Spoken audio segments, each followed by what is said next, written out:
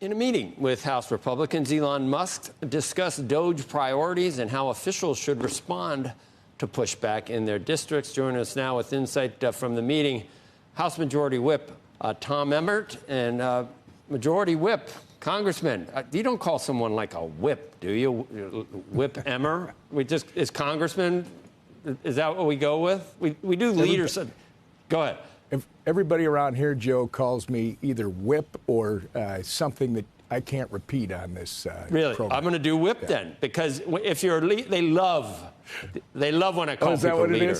They love when they call people leader. They love, a leader this, leader Hoyer. They love when you call it leader. I'm just going to call you Congressman. So you can call me whatever you want, Joe. Yeah, you just call me for dinner.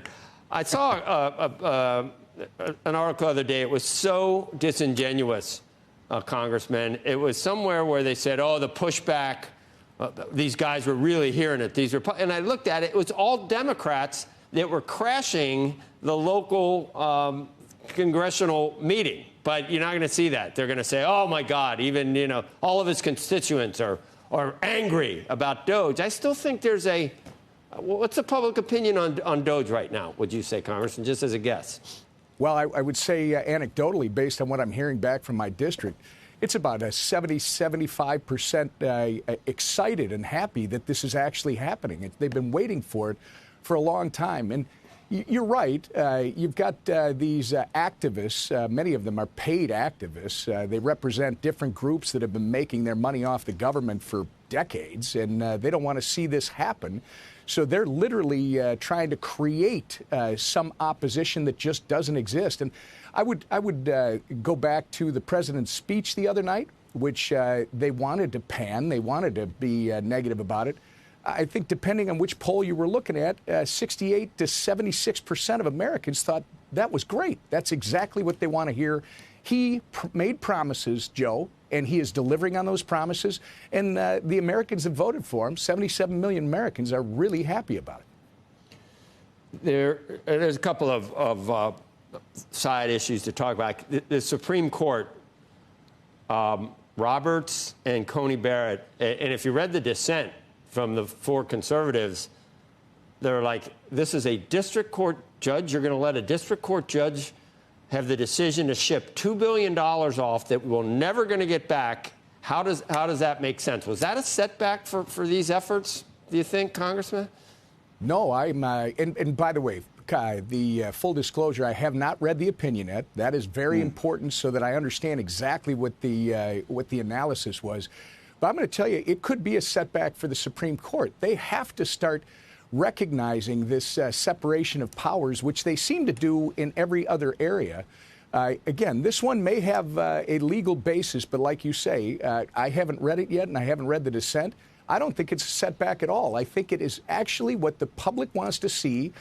And I think we got to be very careful, because it's the rule of law that matters, but it's the application as well. And for far too long, I think the electorate, big group that are supporting for Trump, believes that some of our judges on the bench are more pseudo-legislators, which is not what they're supposed to be.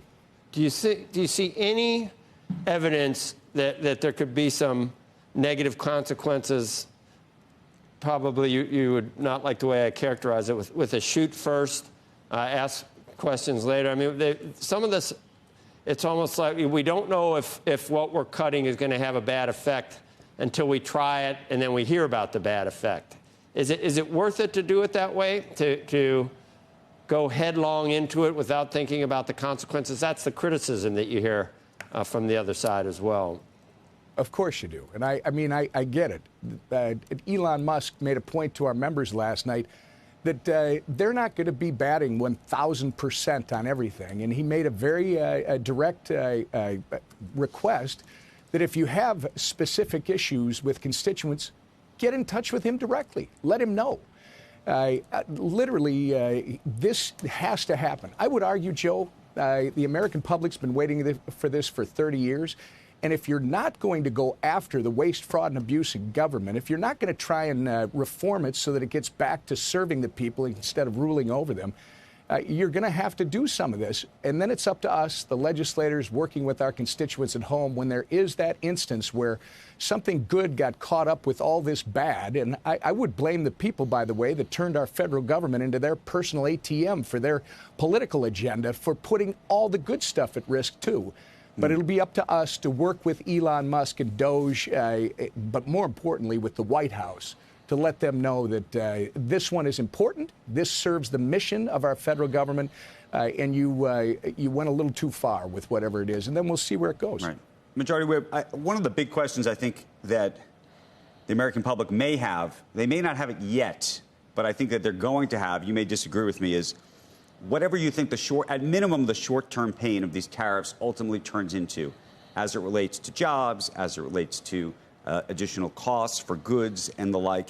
And just when you talk to your own constituents, how they feel about that, how long you think that they will be willing to put up with it, assuming you believe, as I would like to think, and I know the president thinks that there's a rainbow on the other side, but to get there might be more challenging than some people want. Andrew, I would never disagree with you, but I will say on this one, the president, I don't think it's the rainbow on the other side. The president is actually fighting for the American people. It's a simple message. The message is, if you want to do business with us, then you need to treat our producers, you need to treat our imports the way we treat yours. It's as simple as that. We will treat you as you treat us. And, Tom, and by the I understand way, that. I'm just saying the cost of them treating us the way we treat them, oddly enough, could be higher, meaning the American public may ultimately have to actually pay more for that rather than less. Andrew, I'm not disputing that. There may be some short-time disruption that's going to result in some negative impacts, no question. But this is the point. And if you or others think that this is going to somehow reduce the president's popularity, think again. He has campaigned on this. He made a point to the American people, they don't care about you. We want free trade, but we want it to be fair. And he is trying to make it fair. So I got a governor at home who's totally incompetent, who's saying that Trump doesn't care about the farmers. Well, I got news for him. What Trump is trying to do is make sure that our dairy industry has full and free access to the Canadian market, just like we give the Canadians full and free access to fair access to the U.S. markets. In the short term, could that cause some disruption and problems? Yes. In the long term, it's the best thing you could do for the greatest producers on the face of the planet right here in the United States of America.